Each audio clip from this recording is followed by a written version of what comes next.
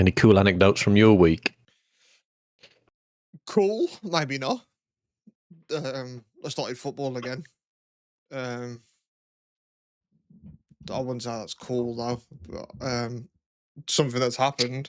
The only cool thing that's happened really is the Artemis 2 NASA mission thing. That's the only like cool thing that I've seen all week. I love to see the calculations that's put into that, man. It just seems so like fucking shooting a bottle into a bin from a moving car. It's like, let me fucking calculate the Have you shot on this in seen 6 months' time. the path it has to take to catch the moon's orbit? That like there's the actual like Catapults. there's like a The catapult Earth visualization. first.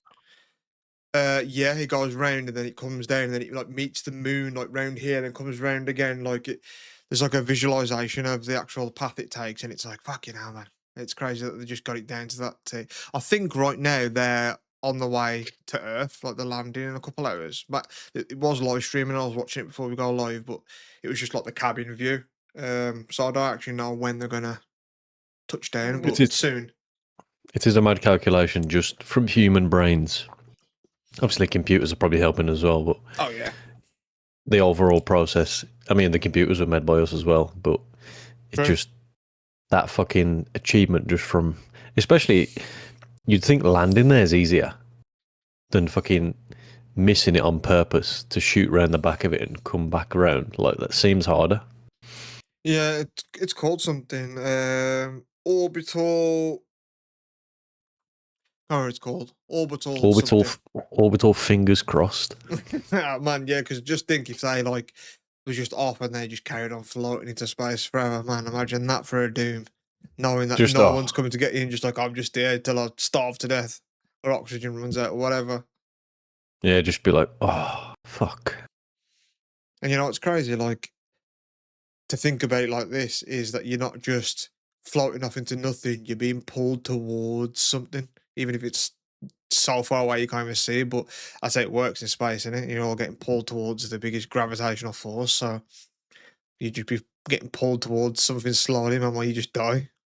Yeah, it'd be nice if you had years and years worth of food. Like if it did have to happen, and you could, a little percentage of you just thought, well, let's just fucking see what's out there then, by accident. Yeah, I don't know if your body could even make it though, because your body gets fragile and stuff as well, doesn't it? Like when they come back, you have to do like physical therapy and stuff because your muscles are atrophy because you don't use them because you're in zero gravity.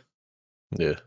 It's crazy. It is almost like we're not designed to fucking be out there, man. But Yeah. you got to see some shit out Yeah, I was in bed the other night watching a time dilation video explaining it and stuff. Fucking fascinating, man. How do you even figure that out, man? Shit, that's Albert Einstein for that theory of relativity and all that. But yeah, it's all like even just I saw a thing before that it works even at such like a minuscule level that it could probably be calculated, but it's such a small incremental level, but it still works. Is if I'm just stood still and I look up at the Andromeda galaxy, which is like the furthest away thing you can see in the sky. I think it takes like 2.5 million years for that light to reach you. But if I look up at it and the 2.5 million light years that it took whatever for the light to hit my eyes, if you run past right behind me and you look up at the exact same time, just because you're in motion, it touches you just a little bit sooner just because you're in motion. It's like it works that too much of a incremental level that it's like, damn, I would never even thought about it working like that. And it's something like gravity, like because you're higher, because the gravity comes from like the core of the earth, the planet, whatever.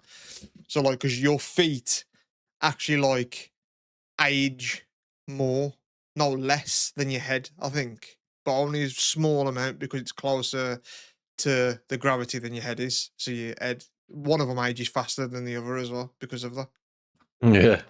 I think your feet probably age faster because the further out you are, that's the time dilation is higher for that, isn't it? Yeah. So I saw one, it was saying if you were to travel at the speed of light, and it gave you a calculation because it kind of squeezes down. So the speed you're traveling, the dilation gets higher. So as you're going faster, it's like fucking speed of light's there. If you travel to like Beetlejuice, because you fucking travel at the speed of light, but then halfway there, you stop accelerating. You perfectly land there, but with the dilation, it would take like something like 16 months or something to get to Betelgeuse, but it's like 8,000 years would just pass on Earth, man. Fucking insane. Yeah, yeah, it's So crazy. cool. Yeah, I heard before that because a photon travels at the speed of light.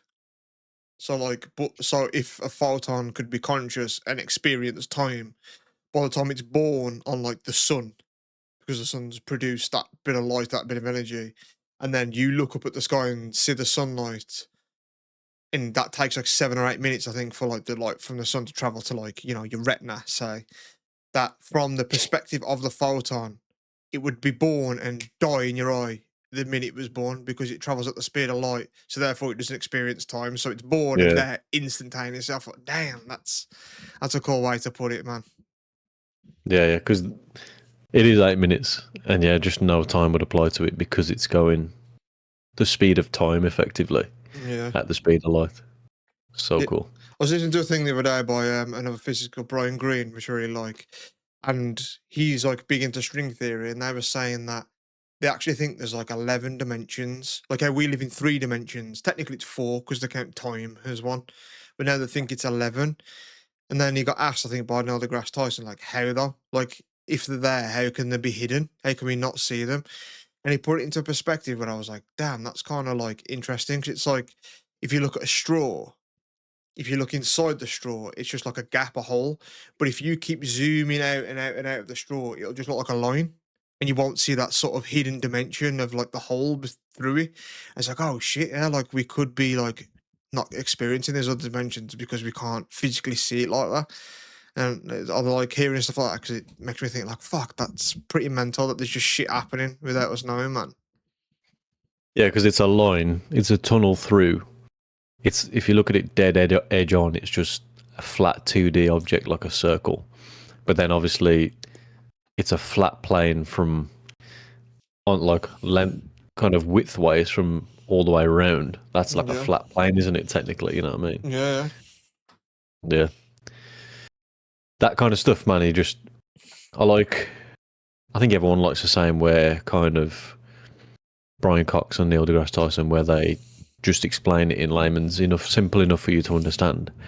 And you think, like, man, I understand this because he's telling me so, like, plainly. But you also just think, I wish I understood it complex, man, as well, because the things he must just know in his brain and find fascinating because he actually understands them deeply. Yeah. Yeah, it is interesting. I don't think I don't know because I've listened to it for so long, and then when I hear like, obviously they do layman term it up and they dumb it down a lot. So the great communicators that way. It gets like really complex ideas across to just normal people for them to grasp and understand it, which I think is a skill, really. Um, but I do think after listening to it for so long, like it doesn't need to be as dumbed down for me to at least understand the conversation. Because I remember many years ago when I first started listening to like like even Richard Feynman, he's got like famous like lectures that you can just find on YouTube from like the fucking 60s or 50s or whatever. And like hearing them, it's like, what the fuck's he saying? What's he on about? It sounds like another language, but like now, if I listen to it, like I understand it. Like I might not really grasp it and properly visualize it in like my mind's eye, where I can be like, oh, well, I fully understand it through and throughout, but enough to be like, if I was to describe it, I know what I'm talking about. So, but the words that they use, man, like even recently with that Artemis 2 thing, they were talking about it as they were getting close to the moon, and they were using like, oh, this term that you're gonna hear means this, like albedo. They're like, you'll hear them say albedo a lot. It's like what that means is like the brightness of something. So if they say this has got high albedo or this, and it's like it's weird that they use certain words and like terminators, like oh the terminator on this is it, and I think that means like a certain like hole or certain like crater on the moon, but they call it like terminator.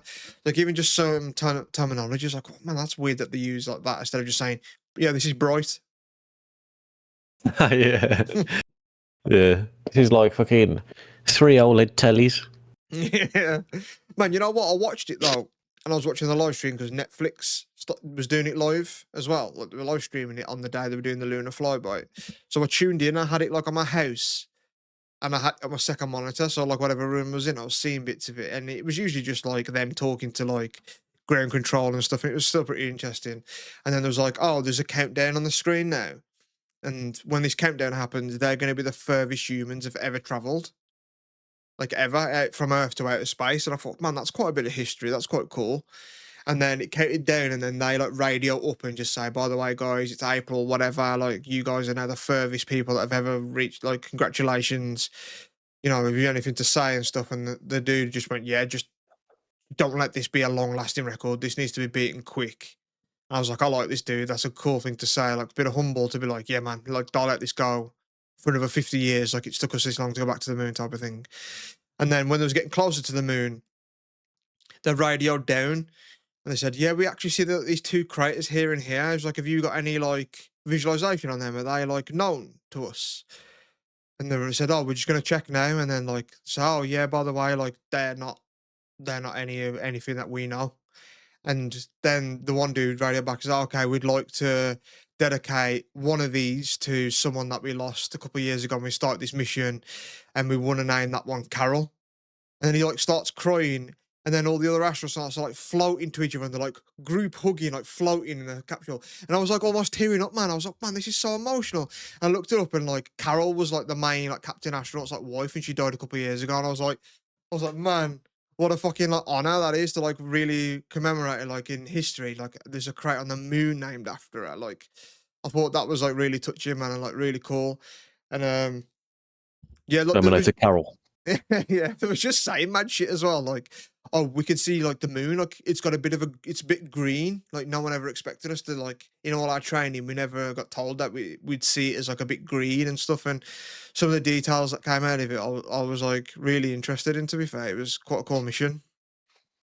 Yeah, and then I saw like an Instagram post that said, when you realise the Epstein files were that bad that they started World War III and faked another moon landing. Probably is a bit of truth though, eh? But Yeah. that's the thing as well. Like with this and seeing like even posts out from NASA, like welcome to this, and they're just like obviously posting about the mission or pictures that the astronauts took and whatnot. And it just the amount of idiots that I've saw brought out that was saying like fake or like where are the stars?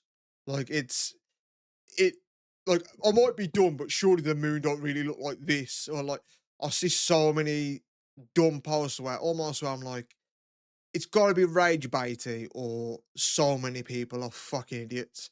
But just like that YouTube channel of that dude going around and asking like Gen Z questions, and it's proof that there's a lot of fucking idiots out there, man.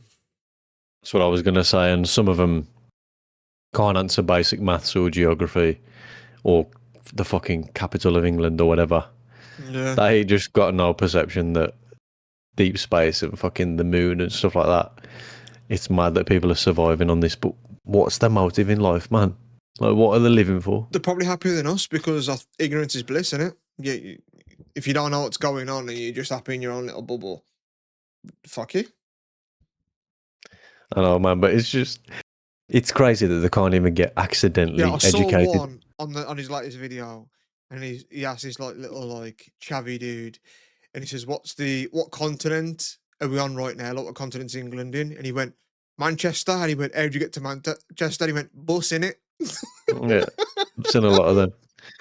I do think some of them are planted in there, man. They've got to be, because they're so dumb sometimes. Thing is, though, I saw one. Recognise him and they say, "Let me get in the video," type of thing. You know what I mean? Yeah, probably. It's probably some of that.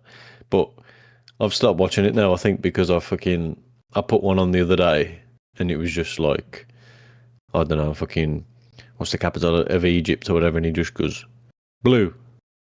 And I'm like, yeah, bro, that's just clearly just some bullshit. Like, yeah, but I wouldn't put it past that it's not, man, because there are fucking idiots out there. I know. What have you ever bumped into one, interacted with someone so dumb you're just like, what? Yeah, I have, man. I've worked with some of these people, and in that dude's latest videos, he has a couple of people where they just start babbling nonsense, man. Like you ask them a question, it's like, yeah, and then me granddaughter, since she started doing this day, she'll like just go on complete mad fucking random tangents. And I've had that loads as well with like people like where I've got on the bus before to college or whatever. And I'm like, oh, you're right. And that's all it might be. And then next thing you know, I'm finding out that like his brother's in prison because he was a pedo and all that type of stuff. I'm like, man, why am I telling me this? Like I'm just a stranger on the bus, man. But Yeah, some people are cracked out. I was walking with Max before, and we was just fucking on the way to the chip shop or something, and we was up by the shops, and we was walking past, and this geezer was just walking. Like you said, I just went, "You're right, mate," and he went, "Make sure you look after him. My son was 12, and he's just killed himself over this." And I was like, "Fucking hell." good morning, mate. Yeah, like, man, just said you're all right, man. What if I just skipped you? Like, why are you fucking waiting to unleash that on somebody? Yeah, there is just mental people out there, man. He had the vibe of he just wanted to spurt that out, like. But I have had a geezer before that delivered my food, fucking Domino's or something, and I just said to him, "How's it going, mate?" And he took a while getting the stuff out of the bag, so it was a bit awkward. So I was just saying that you're having a good day and stuff, and you're busy, and he was just like, "Yeah, I'm just trying to keep busy, man. My son died like a year ago, so it's coming up to the anniversary, so I'm just trying to keep busy and keep working and try and forget about it." And that was a real conversation. It weren't just blurted out. It was because I asked, you know what I mean? And to someone like that, I could tell he was just normal. And I was like, oh man, that's shit. Like, I hope your day gets better and shit. But On paper, I want to be compassionate and say, "Oh, bro," and then hug him.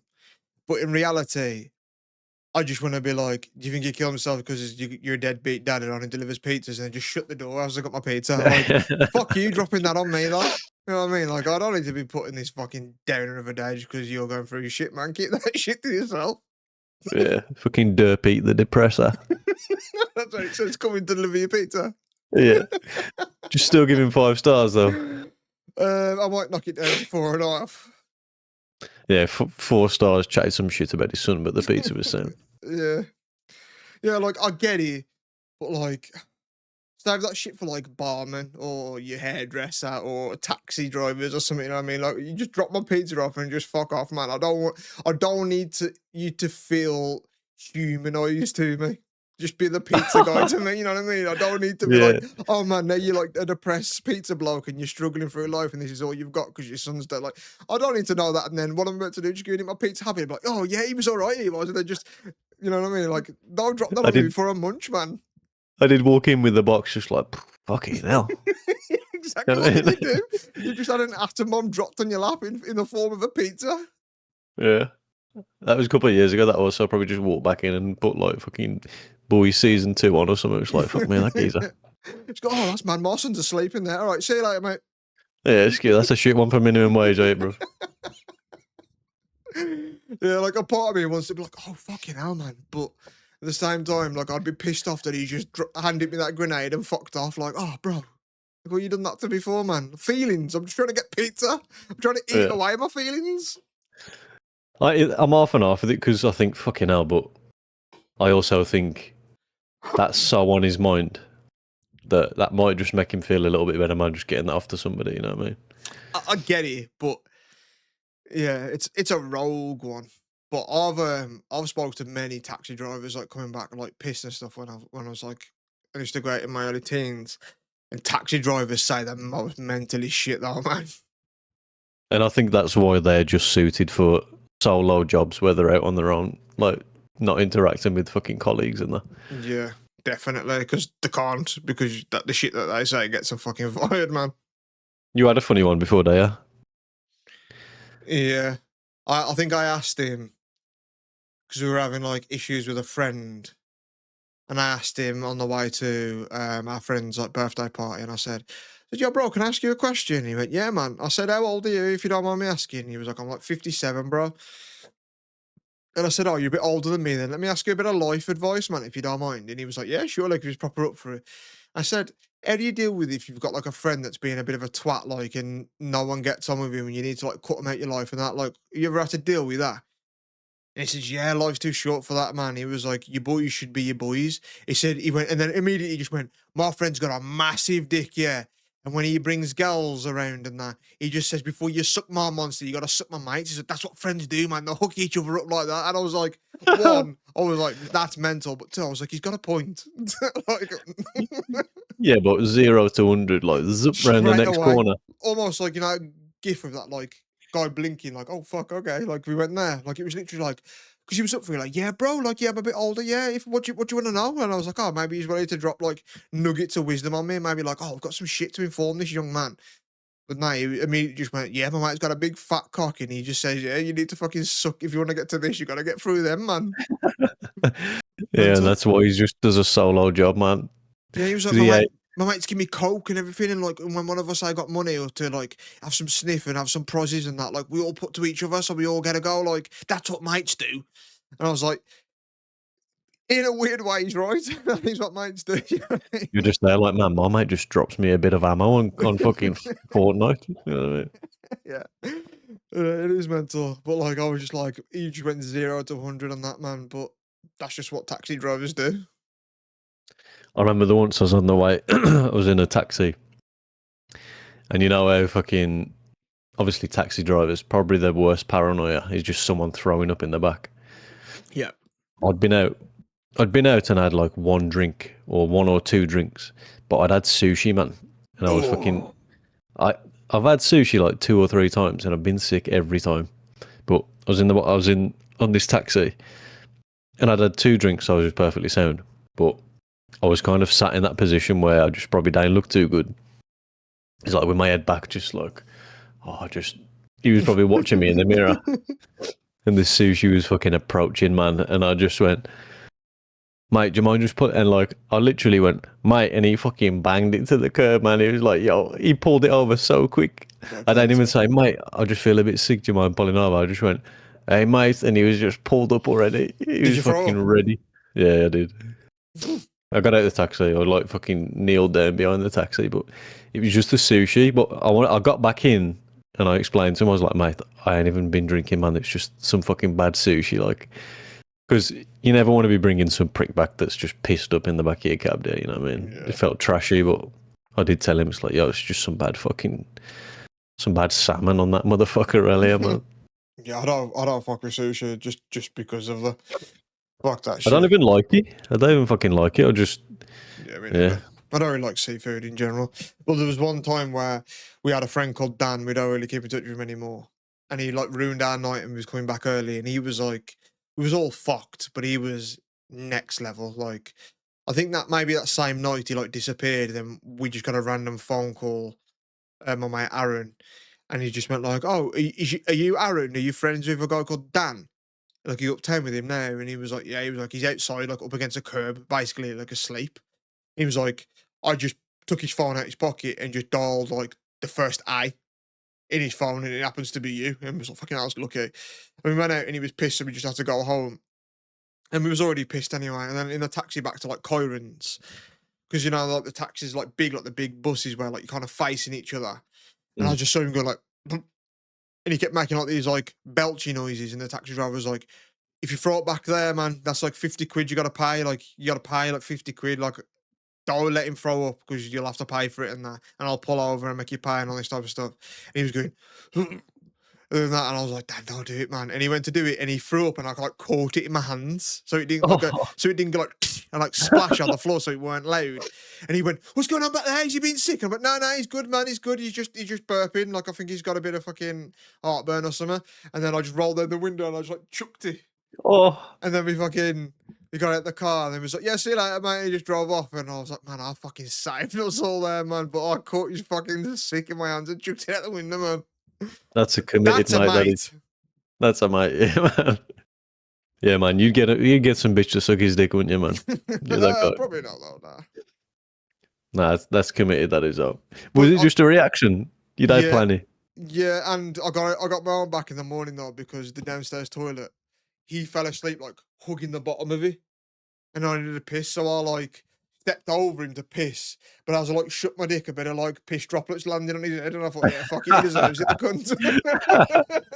Yeah, man. I just went upstairs to the car and I was like, "I think I just pissed on Dan's head, man." Just a little personal win for you. Mm. Yeah, thoughts of being that drunk, man, just makes me feel bad, man. I've never been that. I've been drunk, but like I think I'm pretty in control. Like I've never been that drunk where my texts are like fucked up. You know what I mean? Like I'm drunk where the room's spinning when I go home and like shut my eyes and stuff, but not to the point where I'm falling over or I'm not. I haven't got my wits about myself because I don't really like to get like that. I like to be in some form of control, even with edibles and anything. Like I don't want to be too far in the deep end of anything. I want to have some reality baked into it. Yeah. I've been sick a couple of times, and I have blacked out once as well. But that was a weird one, man. We think I got fucking spiked or something. So I worked a shift at work. I worked in a pub, but I worked a shift and I got off like 6 maybe or like 8 or something like that. And I just had a couple of drinks in the pub when I finished, Mm. and I went to the toilet, man, and I just fucking woke up like Oh, I just mad. blacked out. Yeah, How long literally, I ago was went to this? when I worked there, so probably like 6, 7 years or something. I think it was Fucking hell. actually. I don't think I was with Amy yet, to be fair. So You're over it might 10 have years been ago then, yeah. over 10 years, yeah. But I literally sat down with a couple of colleagues and that had like one lager and then a shot, and then I just went to the toilet and I just woke up in the back of Mark's car. I went to the toilet and then I think someone came up to the toilet or something, and they knew I fucking worked there because I knew I was, but. So they just went down to the manager and just had like, "Yo, Ryan's just fucking passed out in the cubicle, man. He's just fucked." And then I remember kind of being stood up and stuff and just fucking swaying around outside. And then Mark just fucking put me in the back of his car and like took me all the way home from Aldridge to Dudley, like. And then fucking yeah, just knock my door and give me to my dad because I weren't functioning, man. I was just blacked out. Did you say And the anything to your fucking dad? yeah, well, my dad took me in, and he knew obviously I'd been drinking or something. But I said to him in the morning, because I had no hangover or anything, man. I went back to work like just fucking like 7 a.m. But I said to my dad, I was like, I think I was fucking spiked or something, because we even went on the cameras and they were like, yeah, you had like 2 drinks. Like, the fuck happened to you? And we was just like, don't fucking know. It was crazy, man. Proper blacked out, just gone. But Yeah, that was scary, man. if I'd had like 10 drinks or something, then yeah, but yeah, just fucking Mark just chucked me in the back of his car and took me on, man. But yeah, I always think back to that though. Like, I'd obviously gone to the toilet for a piss or something because I'd hung my coat on the back of the door too. So I think I was just went for a shit or something. But I'd gone in, hung my coat on the back of the door, and then just gone. So I always just think, whichever manager came up and got me, like, was my dick out or whatever? Because I'd gone to have a shit. I wonder if my boxers were just down and that, man. I might have just been fucking slumped out. Little shrimp dick just fucking lying there. It's a good job you weren't, Andy. Yeah. Maybe he fucking give me the spike. Yeah, fucking wake up and he's leached onto you, man. Yeah, man. Yeah, that's But what. yeah. Let me ask you this on such that. So when you go for a public shit, because we've established on here that you have to have some like ambient noise to drown out the noise of your shitting. How do you deal with it in public? Well, Or do the you try and toilets. avoid it as best you can? Nah, I don't mind. I'll go for one in public if I need one. But it's usually a fairly noisy environment anyway, a toilet like that. But I'm the good guy I am, man. I'll fucking, if I know someone's having a shit in there, I'll flick the hand dryer, man, just to hook him up. I will. Keep the hand dryer on for ages so he can get his push on. I think it's weird. Like, I'm not nervous about any noises I might make just because I ain't really like allowed shit in any capacity. But I do hate it if I hear other people's noises, man. Like, I hate the fact that I'm there and not like in my house doing it. Because if I just hear like a or that little, that little echoey fart that comes out of after you push a shit, like, like that little weird like bowl noise because their asses just drop shit. If I hear Yeah, the that fucking sometimes, that they can't help it because they're just dropping shit. But I hate hearing like someone else's fart, man. Like I'm just like I want to get my shit out of me and get up. yeah. You hear it all the time, but it's when you hear the fucking and you Oh think, man, I don't really, like bro, that. a Yeah. cartoon shitting noise? Come on. I think that's just because you get older. I remember like at one of my old workplaces, I went for a piss in the urinal, and the main boss come in and went like, "Oh, you're right, Dan," and started talking to me. And he did a thing where you proper like he was probably only 50 at the time, so he weren't even like that old really. So I don't know if this comes with like prostate problems as you're older, or he had some other medical condition. But he proper stood quite far back from me like put his legs right out, leaned with his one hand up against the wall, and he just went, and like I was like, man, is he pissing lava? Like it sounded like he proper like braced against the wall for it and like pissed loud, and then he just went, "You're right, Dan," and went, like pissed like dead, like he was. I was like, is he joking? And like Kidney stones, man. I kept like looking at him, but I also didn't think, is he trying to come and look at my dick? Because it was, and I thought like, is that something that happens when you just get older? Like, does pissing become that difficult? Fucking hell. But he was like, he was being murdered. Like, if I was in the cubicle having a shit, I would have no idea what's happening outside. I would be like, oh, yeah, that's just him pissing. I'm like, man, it was someone getting jacked. You two come out together.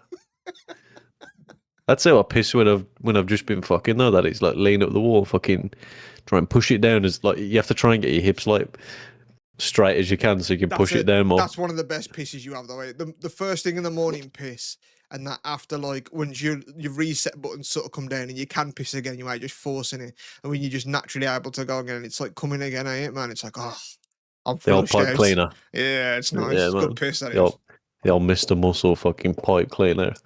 The advise you have to do that as well, to be fair. Like, Yeah, you can flush it. get water infections and that guy if you don't piss it out. Like, I read something the other day, which I've known about for a while, but I think it actually came out as a proper statistic now, that I think masturbating up to 26 times a month, like ejaculating 26 times a month for a man, decreases the risk of like prostate cancer by like 40% or something. Just ejaculating fucking that hell. often, because it like regulates all that fucking inside, man. So Yeah, I'm apparently- 120% clear than I am. yeah. Yeah, so, like, but that's pretty interesting that just coming that often helps your prostate that much. Another similar fact to that is, I read fucking years ago, probably 10 years ago, that if you're like a full-time smoker, cigarettes, if you quit by 40, because how young your body is at 40, if you quit at 40, you can undo like all the effects that you've ever done on your body, like within a few years. Like by the time you're 50 or something, like you'll actually reverse all damage if you quit by 40. But if you go past 40 and still quit, you might undo like 50 or 70% of the damage that you've done. But if you do by 40, you can actually undo all the damage altogether that you've done. It's almost fucking worth it. If you don't get lung cancer before then. Get to 39 and get hit with that lung cancer diagnosis, you should be gutted, wouldn't you? Just enjoy it till 40. Like, yeah, it's time to knock it off. It's mad. I had a great nan that I think did it from the age of like, or maybe I only knew her. Like, she was obviously around when I was a kid, but I didn't really go and visit her and stuff often. But then my dad, when I used to go and stay at my dad's, we visited her every like weekend. So I only really remember from like the age of maybe 6 to about 13. And from, she was like, I think she became like 100 and I think she made it just into 100s basically. And she chain smoked, man. And I think she did from like 16 to like in the hundreds. And she was up and she just used to walk about and shit like that. She weren't like fucked from it. Well, maybe she was really internally like, but you wouldn't think from the age of 16 chain smoking all the way up into your hundreds that you'd even make it to fucking 100. But I don't know if it's good genetics on her behalf or what, because some people can probably just get lung cancer from secondhand smoke. You know what I mean? The hardy old 40s woman or something. Yeah, she But used, yeah, she used to make bombs in the World War II. My dad used to say. My nan was the same. She fucking, I think she probably fucking started smoking at 12 or 11 or something, because she just started factory work at that fucking age and just started smoking.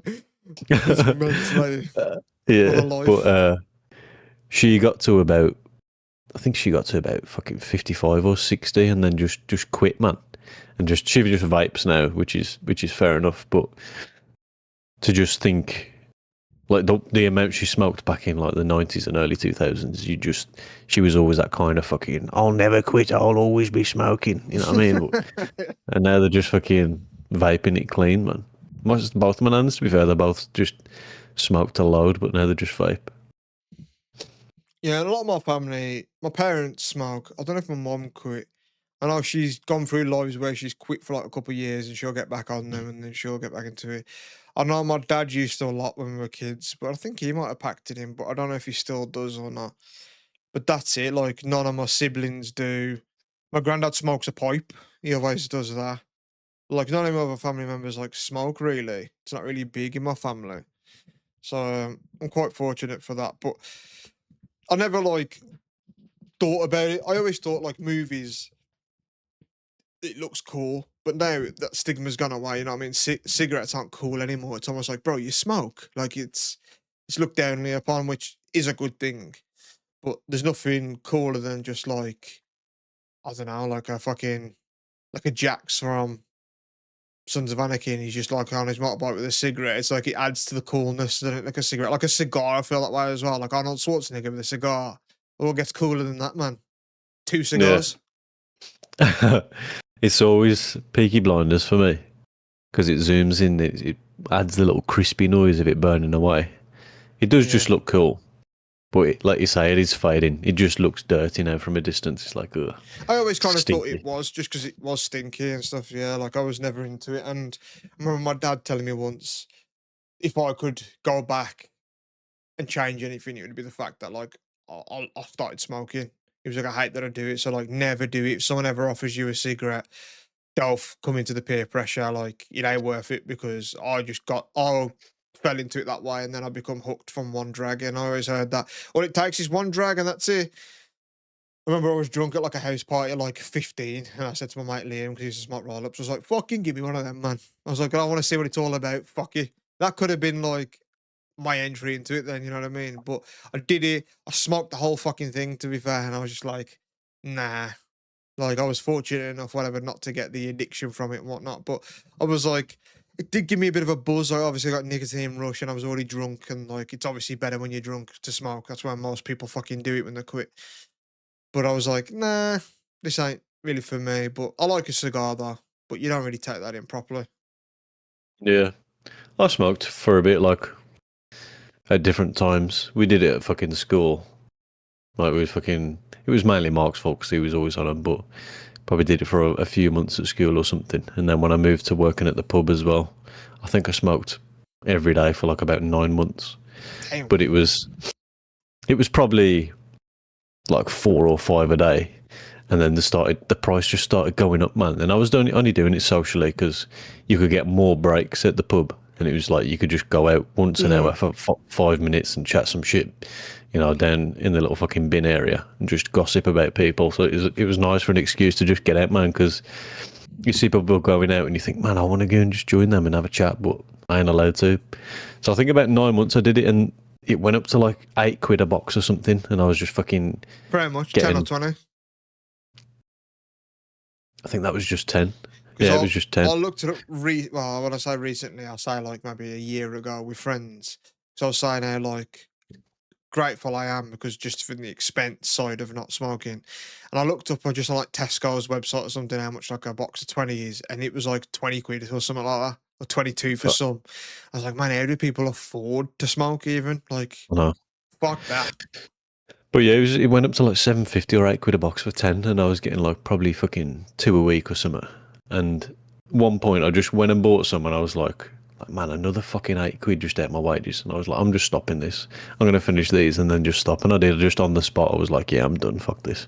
Because I'm only doing it for the social. Like, I'm at work. I'm burning my money away at work. You know what I mean? It's just pointless. Was there ever times though where you was like, oh, I could do one right now though? Like afterwards when you first quit? Not out of an addiction or stressy kind of want one. It was just yeah, that looks nice because they're all enjoying one. But I never had a craving internally for it. I just don't give a shit, man. I just stopped. And people were like, hey, have you just fucking stopped like that? Like, I gotta do it. Yeah, someone told me, because obviously we smoke, but I smoke, for anxiety reasons, smoke to help me fucking sleep. Pure weed, that is. Yeah, I don't have any tobacco in mine. I never have really. Me neither. I used to, but I don't. Yeah, I've never really liked it. I don't like the sort of nicotine rush that comes with it. I like to get the effects of the full fucking THC. And someone said like you do it often though, man. Like almost every night. And I said, yeah. Like it fucking regulates me. It's what makes me fucking actually like normal, to be fair. They said, do you think you could quit though? And I said, well, yeah, like I could, but like I wouldn't be the best version of me. Like I'd be able to quit, but I just would be sleeping shit and stuff. And where there is times where I just don't have none for a bit, or like I had to quit for like 3 months before I had my throat surgery and that type of stuff.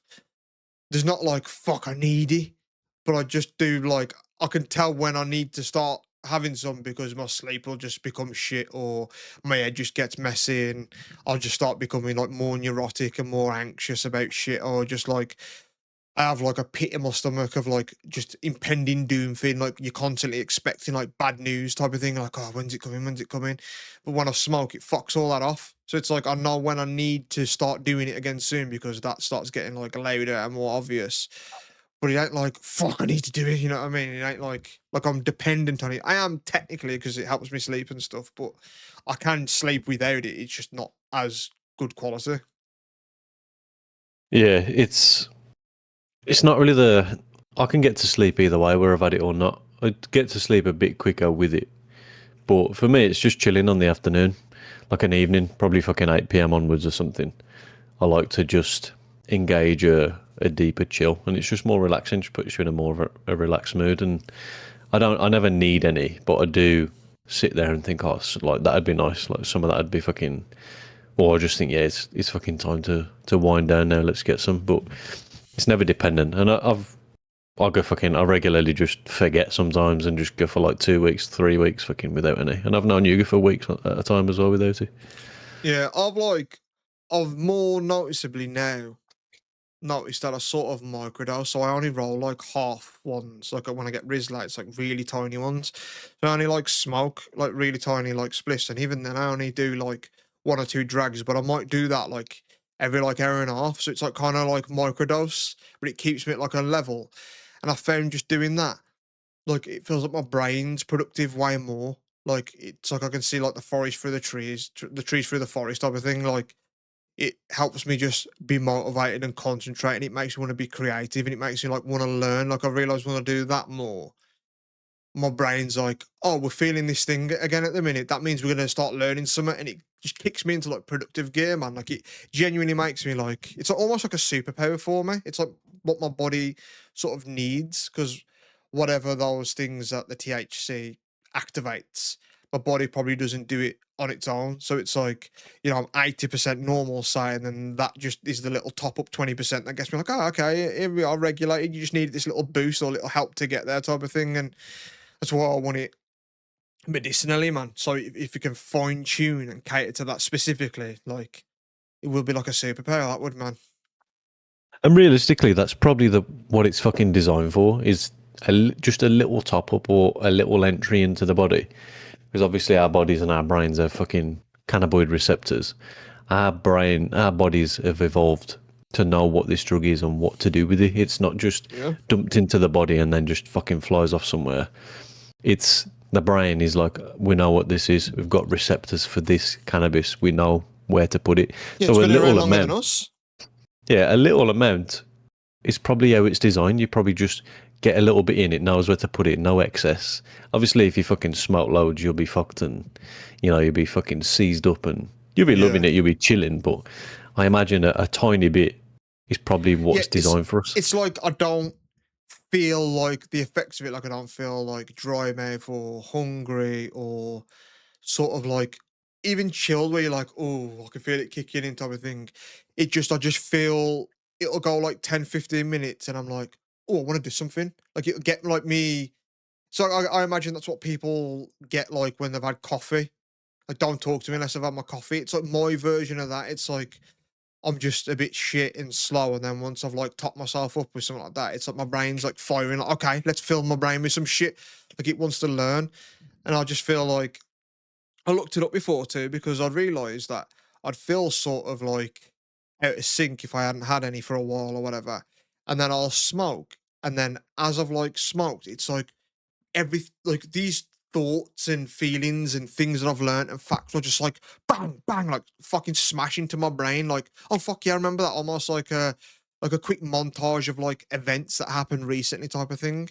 And I looked it up, see if it was a thing before. And apparently, like if you learn something in a certain condition, whether you're high, whether you're drunk, whether you're under torture, like, and then you get put back into those conditions, your brain will remember those things that you learned in those said conditions. It's an actual like thing. So I think when I'm smoking and I'm learning stuff, it's like when I re-smoke, it's like I remember a whole bunch of things again. 'Cause it's like, oh yeah, we learned all this like this before. Like it's like unlocking my brain, man. I can't explain it, but I can't imagine not finding it though, because everything else, like any other medication I've tried in that, just don't work. It does the opposite. It shuts my brain off, man, and I don't want that. Yeah, because that's just scientifically put together to fucking switch you off, to make you feel more numb. Nullify the feelings rather than divert them to a Yeah. better place. But I bet microdosing it's probably the way it should be used. I got my dad for his birthday last year. I got him like 2 months supply of lion's mane, like magic mushroom, but in microdose capsules. So it was like fucking 0.1 of a gram or something in each capsule. I'd like to And try that. Yeah. Yeah, you just take one a day, and I did see a massive difference in him. He didn't seem to see it himself, but I saw it in him, man. He just after Yeah. about 2 or 3 weeks, he was more up for doing stuff, man, and he was just a bit more sociable and happier, and he was just having a laugh. And I asked him out like about 3 times. I said, "Do you want to just come to this park and take some pictures? You want to fucking come here on a walk and do this?" And he was just like, "Yeah, man." And I was like, "Yo," he just said, "Yeah." Like that's so unlike my dad, but I think that lion's mane really did him some difference, man. Yeah, I'd like to Oh, try the microdose of mushrooms. I've heard people do that. They just do it in the tea and stuff in the morning, don't they? Just put it in there and the. yeah, it's good in the capsules because it's such a specific dose. Then you're getting the exact same dose every day, Yeah. and it's just you can just pill it. Then you can just swallow it like normal. Yeah, I'd like to give something like that a try just because it might unlock some fucking potential. But I do definitely notice that since I've done the microdosing thing rather than going out on the night when I'm just feeling like, oh, my insomnia, or I just feel like a bit fucking anxious or whatever. And then I'll go out and just hit a couple of hits then rather than it hitting all at once. Like if I just keep it kind of topped at a nice level, I don't know. I feel like I've been way more productive and just in, in, in control of like my thoughts. Like it's less intrusive thoughts and stuff. It's like it is just like I said, regulated me. It's like I'm in sync. Like I can actually like be a person and function how I want to function rather than just be like, oh, I wonder what today's gonna be like. Like it's kind of I've crazy never that tried does it. it. I've never tried like a tiny amount, like at regular intervals. Really, I'll just go for fairly fucking fucked. Like Yeah. every time, I just go for like deep chill rather than If you I want to can't do really that, feel this. obviously you can. Like if it's in the evening, you want to wind down. Like it's good for that. But like, just don't know. Usually from about 6:30 p.m. or whatever, I'll just go out, I'll have a couple of hits, and then about like 7:30 or whatever, or maybe like quarter to 8 or something, I'll go out and have a couple of hits. And just in those times, I just want to just be productive and just be creative and stuff like, rather than just smoking it and then just being like a vegetable on the couch type of thing. It makes me like want to do stuff like I'll even go downstairs and just start doing kick ups of the football, or like my brain wants to just do things. I'm like, oh, I've never done that before, and I'll just go and do that, or I get really into like learning and I just go on like rabbit holes about mad random stuff. But it's good because that's what my brain wants to do. It's like it's allowing itself to fucking be what it wants to be and learn about what it wants to learn and stuff. And I Yeah, think it was your dad actually that kind of unlocked that for me, because I remember speaking and you telling him like, yeah, Dan's on this antidepressant and all this type of stuff. And I think he even said, like, just, has he tried smoking weed or something like that? And I hadn't, to be fair. And I remember speaking to my mum when I lived with her because I was on like mad antidepressant and stuff. And I said, yeah, Ryan's dad said I should try smoking weed. It might help. And mum was like, it could. She's like, I know what it does. And she was like, our neighbour, Darren, like, he does it. Just when he's going out in the garden next, just poke your head over and ask. And I was like, I can't do that. And then I was out there, and it was like the summer, and I was just like kicking a ball about at like my little brother or something. And that Darren Parks said, I've only was just chatting to us. And then I heard him like his light to spark up. I was like, oh, Darren, can I just ask you a question, mate? He was like, yeah. And I was like, is that weed? Like, and he was just like, yeah. I was like, is there any chance you can get me like a spliff or something, man? And he was like, what do you mean? I was like, I don't really know how it kind of works. I just want a spliff. Like, I've been told that it might fucking help me calm my shit. And he just gave him one, to be fair, like a fucking Ziploc bag thing that he had. Like he just had like pre-rolled. And I just did it before bed that night, and I never looked back, man. I had like one of the best sleeps. I was like, oh, this was the answer. Like I've tried so many medications and it didn't work, but immediately after I tried it, I was like, oh, this is unlocked something. This is the answer. This is what I need, man. And yet it's just fucking banned. And I would think it makes sense to just sync up with this fucking natural plant that just comes from the earth, man. That's been around for fucking. I looked it up before how long it's been around, and I think the first because it's obviously evolved as things do, but the first iteration of it was from like when dinosaurs were around like 65 million years ago and shit. Like it's older than us. And we're like, yeah, that's been growing on the earth for millions of years. Banny, like, you know what I mean? Like it seems so dumb, but yeah, I don't know. I wish we were a bit more progressive in that way. I get because you get these chavvy universal credit dickheads that just smoke it all day and do nothing and stink the streets up and that. I get it, but I'm trying to get it medicinally. It's on all my records that I do it. I suffer with anxiety, depression, all this other shit. It should be easy for me to be like, let me just go into a pharmacy and get it. If it helps me, like it helps me, you know what I mean? Like, but there's all these rules and regulations around it. It's fucking stupid. Go to jail for it. It's dumb. Yeah. And before we get to cliche argument with that fucking, because everyone's been down that road of like, it's good for you, the benefits and everything. When you were saying about what your fucking body associates stuff with and comes back to certain memories when it gets unlocked on that, I read a crazy fucking Reddit story before of this guy that said he literally ran an experiment on himself just for fun. And he wanted to see if he could create a fetish for himself. So Ooh, okay. he said what he did was for like 6 months, every time he had a wank or he wanted to masturbate or fucking just have some fun, he would just look at pictures of random PC hardware, like fucking peripherals and stuff. So he'd just bust over keyboards and mice and like graphics cards and shit like that. For like 6 months he did it for. And he said That's weird. he fucking concluded the experiment and he was like, yeah, it just, ain't really had any effect on me. I don't see any differences or whatever. And he said it was a couple of months later, one of his family members asked him to like fucking set up a computer or something. And he forgot about his experiment, didn't think anything of it. But he said when he was getting the fucking hardware out and setting up the computer and that, he just got dead hard and turned on, and like his body, he felt like it was just time to fucking have a wank, man. Like his body just called back. Yeah, his body just called back like, oh, PC parts, yeah, we're just going to bust in a minute. Yeah, it is crazy that you can condition yourself like that. Yeah, it is, man. It's fucking mental. Do you think, I like to think based on my own experience, is that I feel like fetishes are baked into you, I think. Like, I think you're always maybe into it, but it takes seeing it or experimenting with it, whatever, to like unlock it. But I don't think it's because then you become into it. I think it does something chemically to you where you're like, fuck, I'm liking whatever this is. Like it awakens something in you. And I think that's just there. It's just you got to sort of discover it. I don't know. I think what might do it is maybe like pivotal parts of your life where you're going through puberty and your hormones are crazy. And then like you see down a girl's like blouse or something, a bit of cleavage, and that gets your fucking body bubbling, like your 14-year-old pubescent body, like. And I think so. Then when you see cleavage, like it awakens that sort of like prepubescent 14-year-old up in you. But obviously, like that gets desensitized because seeing cleavage at 14 is the best. But now you go and like see like triple fisting on the internet and shit. You know what I mean? Cleavage is fuck all nowadays. But I do think that like it is about. I think you're always into something. You need to unlock it or discover what it is. I don't know if you can like force yourself a fetish. You know what I mean? I don't know. I think you're either into it or you're not. Yeah, because why would you want to anyway? Yeah. It's got to come along naturally, really, innit? Yeah. Yeah, I don't know. I'm grateful, really, that I'm not into any like weird, crazy fetishes. Like, all in all, as vulgar and as open as I am, I'm pretty vanilla, really.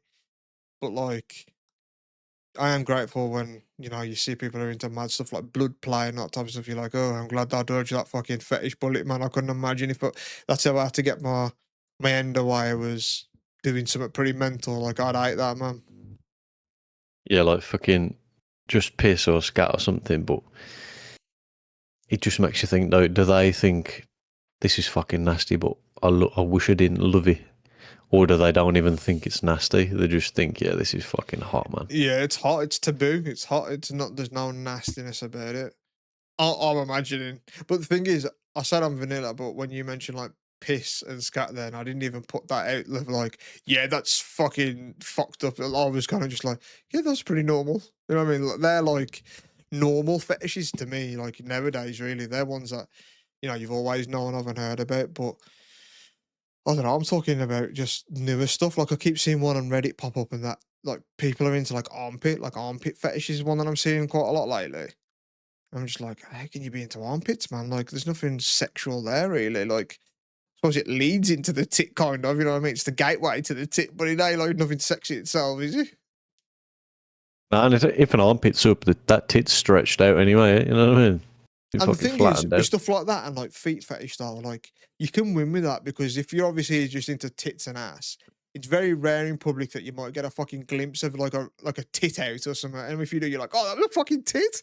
You know what I mean? But Yeah. some woman might just stretch and you might see armpits and you're like, wait, that's a win. You know what I mean? Like Yeah. you have the chance to just see them out in the public. So like, how do you Yeah. act? Yeah, it's a good shout, that is. Yeah, if you're into if you're into butt cracks, you ain't getting a fucking peek very often, are you? Unless you go around like construction sites and into 50-year-old fat men called Bill.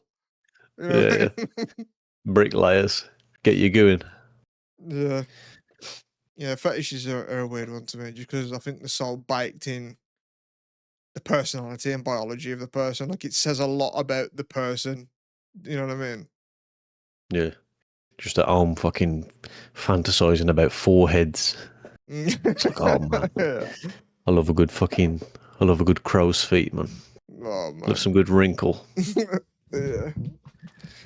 Oh my god.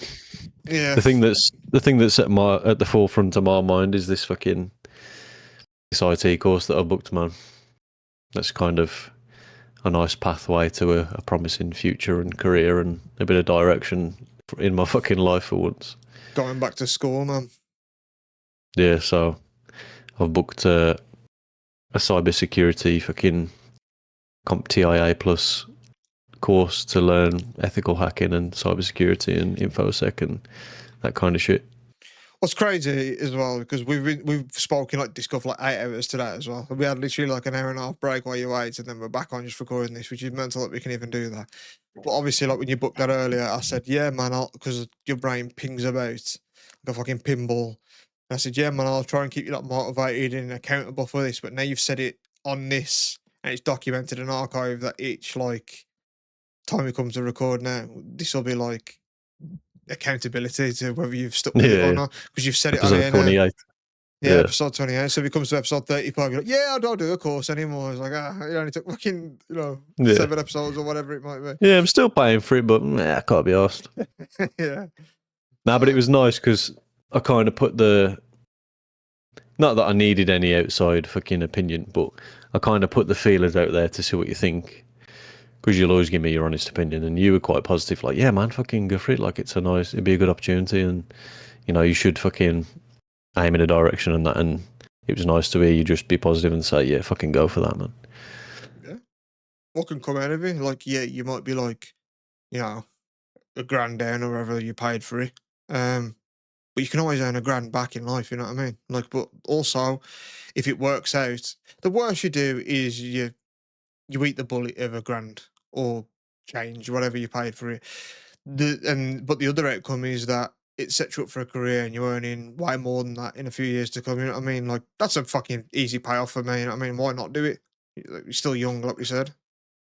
Yeah, to be fair, it'll be crazy to me because at this point it still seems kind of not too good to be true because it's a laid out certified fucking training course. You know what I mean? So it should lead somewhere, but I can't imagine just getting to like 45k or 50k. I was looking earlier, like a proper certified pen tester, like penetration tester for networks and shit. It's like average salary is like 85k. I can't imagine that in fucking 2 or 3 years time or 5 years, if I'm on 40k, 50k, just thinking, man, I got here just from paying like 1,500 quid for a fucking 6-month training course. Like it'd be crazy to think. It is mad, yeah.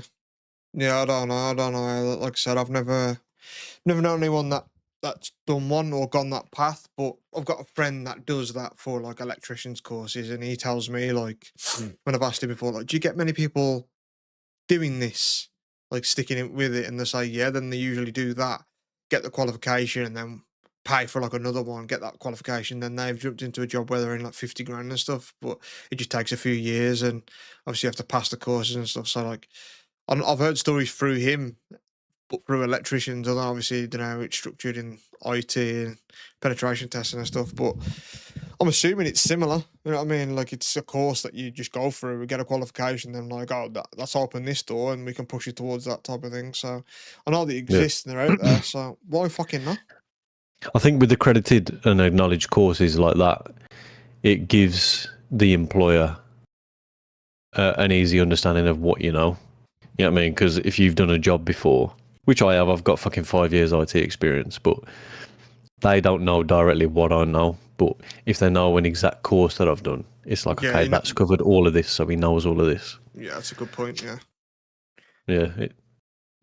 But yeah, I'm excited to be fair. It's I hope I stick with it, which I can never be certain with my own brain that I fucking will. But as I've always just fucking bounced around and I'll give this a try, give that a try. Fucking self-employed, try this, bit of this. I've literally been in so many different fucking sorts of jobs. It's nice to have kind of just pulled the trigger on like, let's just fucking head in that direction, like gung ho. You know what I mean? Just yeah, fucking go for it. yeah. It is. So It is weird. Would you say you had commitment issues? Would that be fair to say? Do you think? not like in relationships or Yeah, but personal, I but mean, just like in general, like that could touch on anything. Do you think it's just commitment issues with your work life, but nothing else, or do you think like you just have trouble committing to anything? Because you even said earlier you've been working out consistently. This is 6 months of podcasting. Like we're on episode 28. We've not missed a week. Like you can be consistent. So like, what do you think it is? Do you reckon it's just because you have high expectation of where you want to be in a couple of years, and when you ain't there, you're like, I don't see a path to this, and you check out. Like, what do you reckon that is? I think a bit of it is, like you said, a bit of accountability with other people. If I can get some encouragement from someone else and other people know I'm doing something, so it's like, oh, if I shirk on this, so that like they're gonna know I've failed at something. But I reckon that's why they're saying, like, we've been consistent on the podcast. Like, if you're doing it solo on your own, you might give up by now. But because I'm like, come on, we're doing it Friday and whatever, like, it keeps you, yeah, get yourself accountable. yeah, definitely, and it's probably 50%. Well, like probably like 80% fucking. We just have fun doing it anyway. But Yeah. it's probably a high percentage of I can't just fucking let you down. You know what I mean? Because we are doing it together. Yeah. But I think with other stuff, it is just boredom and fucking. There's got to be something else better out there. You know what I mean? And repetition and shit. Yeah. But yeah, I don't know about commitment issues. Just fucking ADHD. But this is, I've told you and fucking everyone today and the missus and that. So yeah, I'm hoping to fucking crack this out. And I think it's also just a bit of realization that my future and career and shit ain't just going to sort itself out by magic. So I had to try and fucking get something done myself with some purpose. Yeah. And it'd be cool to be like, oh, you did that, how'd you get into that? Like, oh, I just fucking just committed and just did it myself, you know what I mean? Rather than just be like, look, with my work, I've been getting into it because I was like, I really want to get into that. Just my friend said there's an opportunity if you want to jump ship, and I was like, fuck it, yeah, let me try. But that's saying then. Yeah. Um, so like And with I don't know if it was that conversation we had the other day about fucking opportunities coming along or someone hooking you up or something. But I I think did I've spent I did want to say something earlier if that sparked something in you, because it was quite a deep conversation that one. It to be fair, but off air, yeah. yeah, obviously off air, yeah. Like I wondered if like it might have planted like a little seed in you, because when I came away from that and like Stacey had heard me speak about it and stuff, and I think even like no, it was just us, wasn't it? I don't think Steph was there, whatever. But Mark uh, was there. Mark was there, and someone I can't remember who said like it was very optimistic from me because I'm quite a negative person. But again, I think like my outlook and stuff's changed, and I think microdosing's been a big part of it. Like, I do think I'm more glass half full than I've really ever been.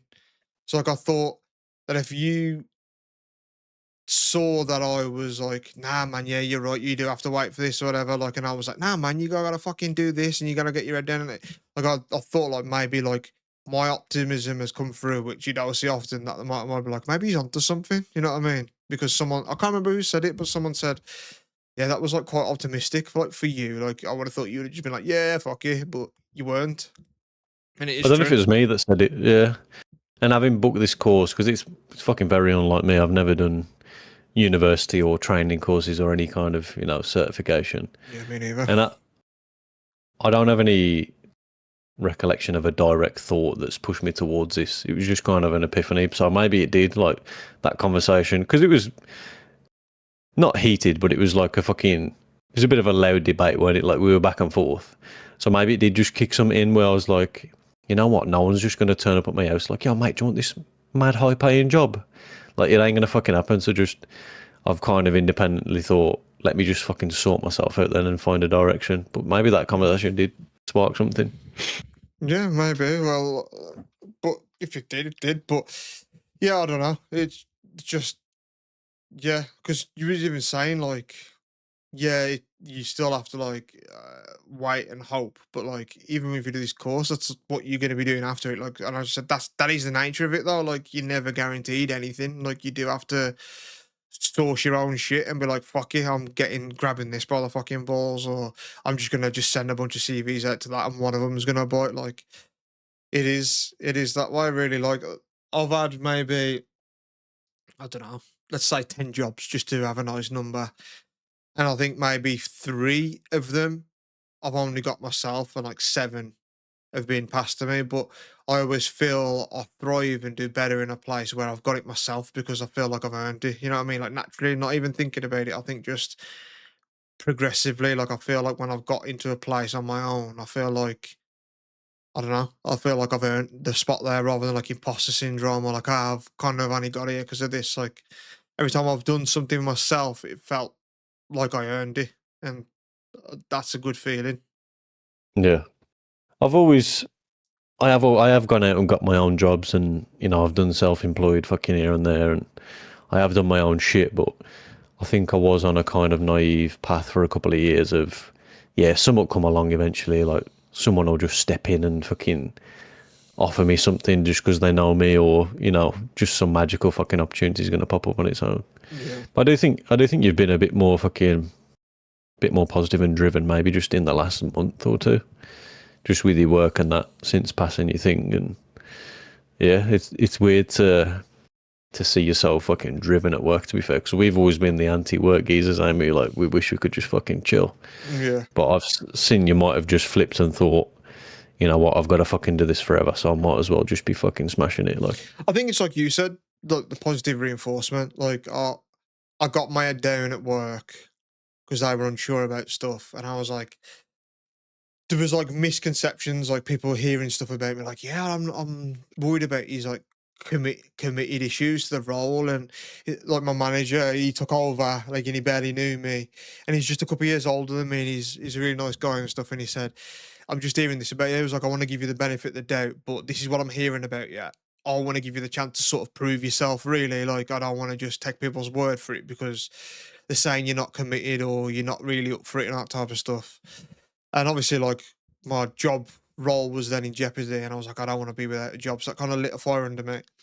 But then I just thought, like, let me fucking just get my head down, man. And then I think if I did all that hard work, because I've worked hard in the past like 4 to 6 months, and just tried to learn as much as I could, that like if at the end of that day we're just like, yeah, we can't really see that you've gone for it, I think I would have just been like, fuck it. I probably would never have been that driven ever again, man, because it would have just cut my fucking motivation straight out. But because it was like really praise and like company wide sort of praise that, people from different departments and stuff were saying like, oh, who's this guy? Like, he's doing class stuff for us and he's really been a real big help. And it was like, oh, like, but oddly putting hard work into something, pays off.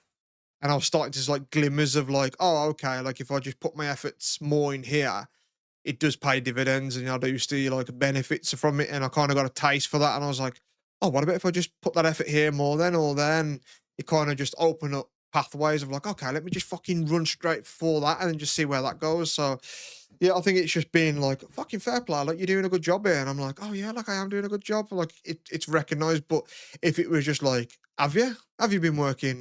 Then I would have been like, fuck this, fuck everything, fuck you, like it would have just killed all motivation, man. But because it was kind of encouraged and it was noticed and praised, it just makes you feel good, though. It makes you feel like, my hard work's going noticed, and that I don't need my ass kissed or anything, but just like a pat on the fucking back or whatever to be like, fucking fair play, son. Like you're doing class.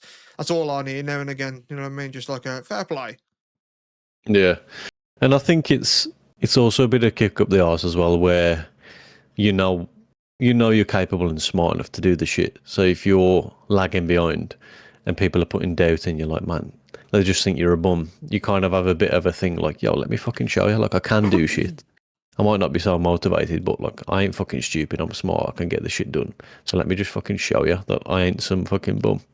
Yeah, I think it's normal in my type of work, man, especially learning, because you got to learn so much that you do get a bit of imposter syndrome. Like there's days where you log off and think, I can't do this. Like I'm dumb for this. Like it doesn't go into my brain. I'm not interested in it. It's boring. And then when I had that discussion with my manager, he met me like in person couple months ago, and he was like, "Look, we're just gonna train you like this. Like you will have a penny drop moment. Trust me, it happens with anyone because you have to change your way of thinking. You have to just switch your brain to a different process. Like it, but there will be a moment where the penny will drop, and you're like, fuck, it makes sense. Like almost like seeing the Matrix. Like, oh fuck, I get it."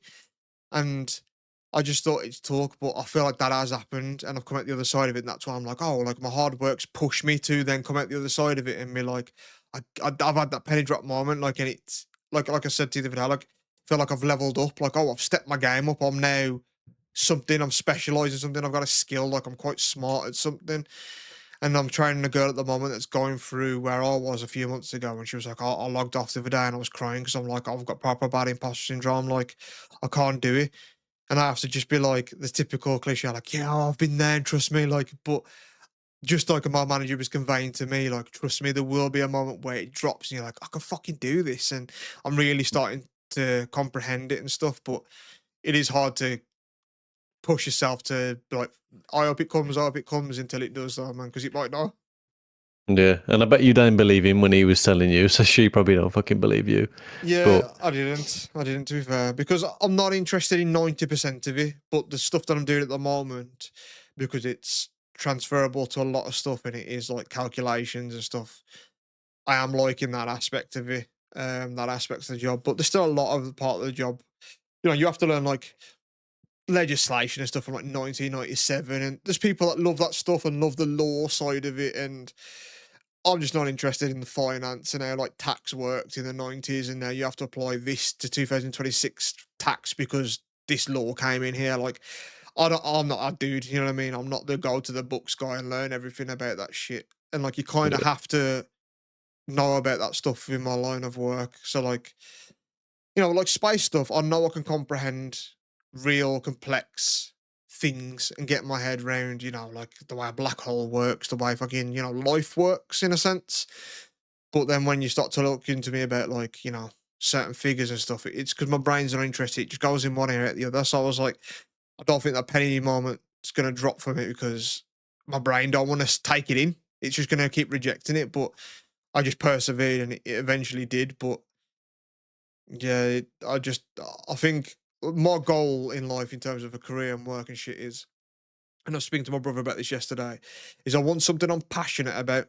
You know what I mean? Like I want something that I give a shit about. Like I don't necessarily give a shit about my job. Like I enjoy aspects of it and stuff, but like at the end of the day, if it was like if I didn't have to work, would I still do it? Like nah, but most people wouldn't. But I want a job where Sunday night comes around and instead of going like, "Oh, I've got work tomorrow," and that's like the fun 3 days over, it's like, "Oh, yes, I get to work tomorrow. That means I get to do this." I want work to be exciting, and I think that's rare, but that's what I'd like. I'd like a job that I'm actually like excited to log on for or go to or whatever. yeah. And I'm fucking happy for you that you're like getting into a position where it's kind of becoming enjoyable, and you do just want to fucking do your best. Because I've always kind of synced up with you and empathised when your work situation shit or mine is. We Yeah, kind of vice sync up versa. like, oh Yeah. man, yeah, like we feel for each other because we're on the same Yeah, I'll literally like call you on the wavelength. way back from work, like, yo, bro, you're never gonna believe what today was like for me, man. And you're like, Yeah, I'll fucking be like, hell. oh man, like fucking done that to you again. Yeah.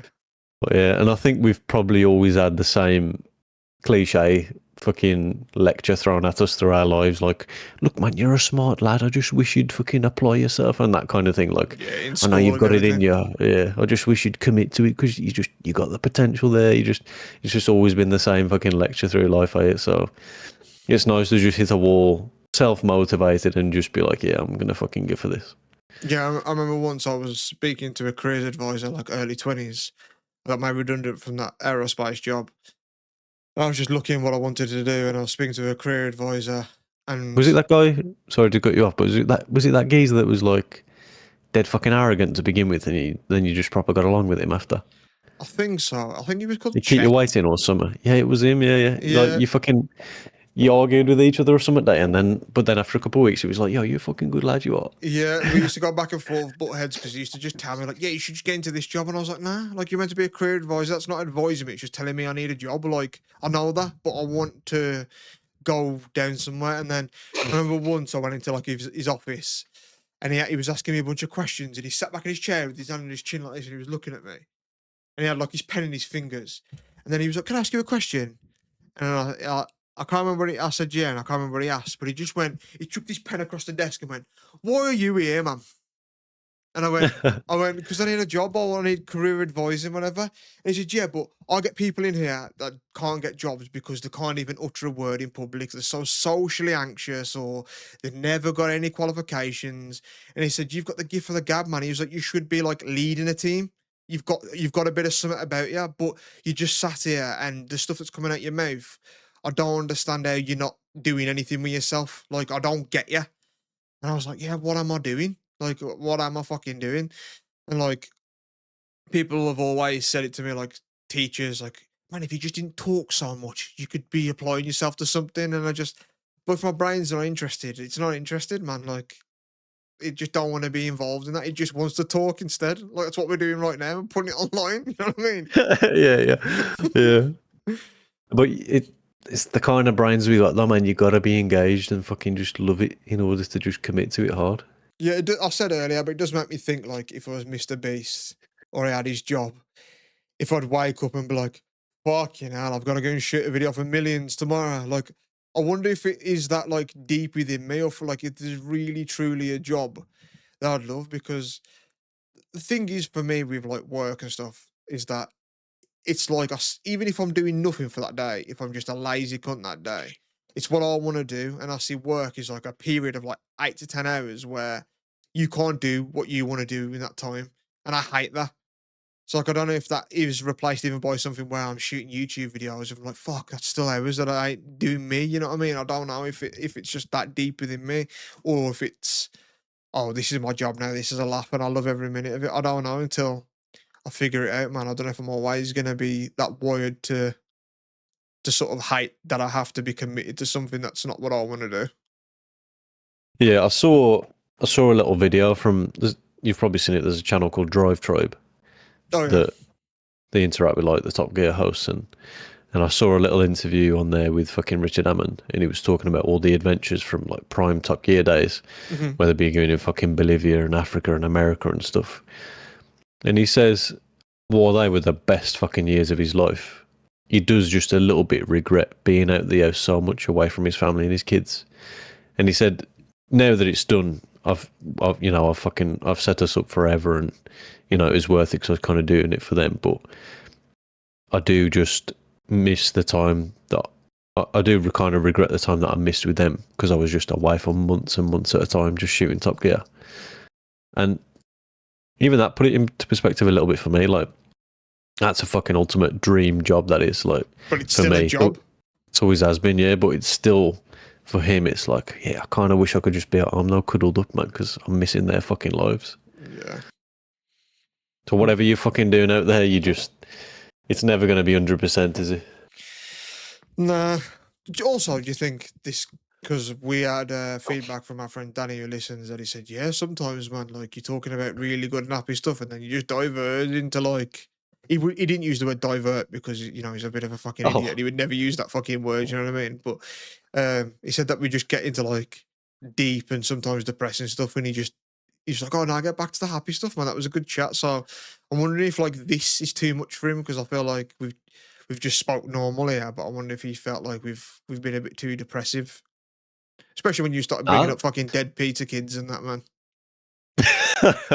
Nah, that was the fucking comedy section. But no, I think it's been deep, but it's been kind of optimistic and future fucking calling. It's But mad that we're it going for it's an hour mad. and 20 minutes now, and overall today we've probably spoke for about 10 hours, and it's just all been like this, eh, man? It's mental, eh? We can just go I like do that.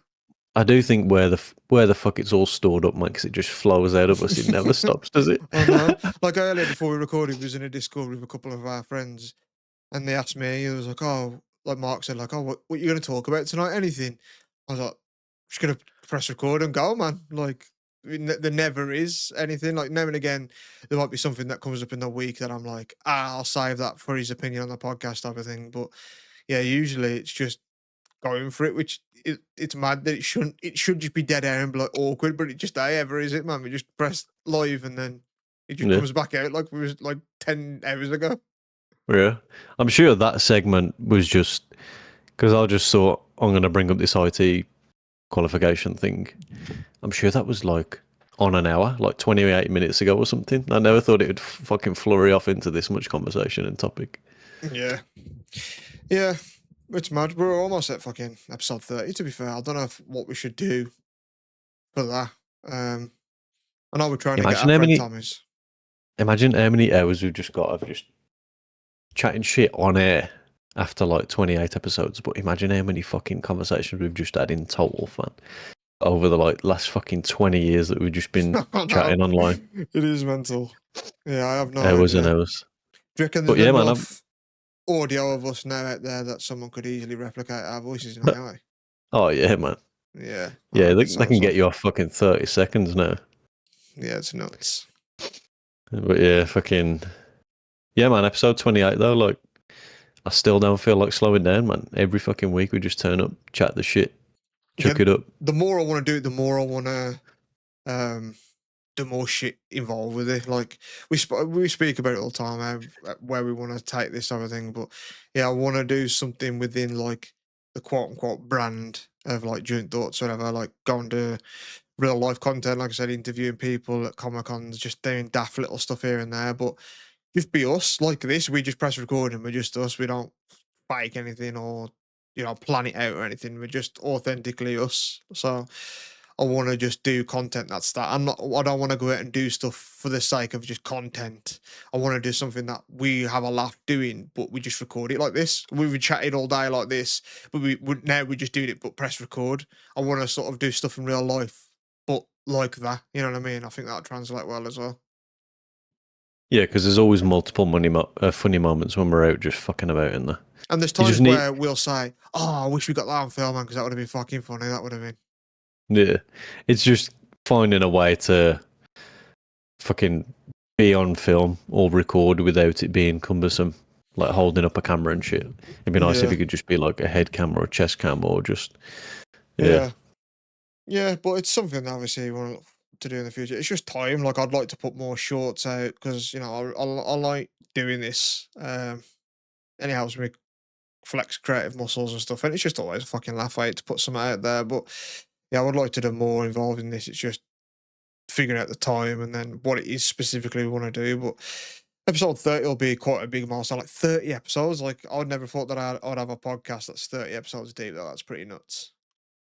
yeah, 30 weeks commitment of something, man, and there's only 52 in a fucking year. That's crazy. I know it is mad. Like we might even get to, fucking episode 52 or whatever, and be like, damn, a whole fucking year of this. Like that would be mental. But yeah, maybe bring on a guest or two in the next like 10 or something. I know we want to bring our longtime friend Tom on, and he's doing something.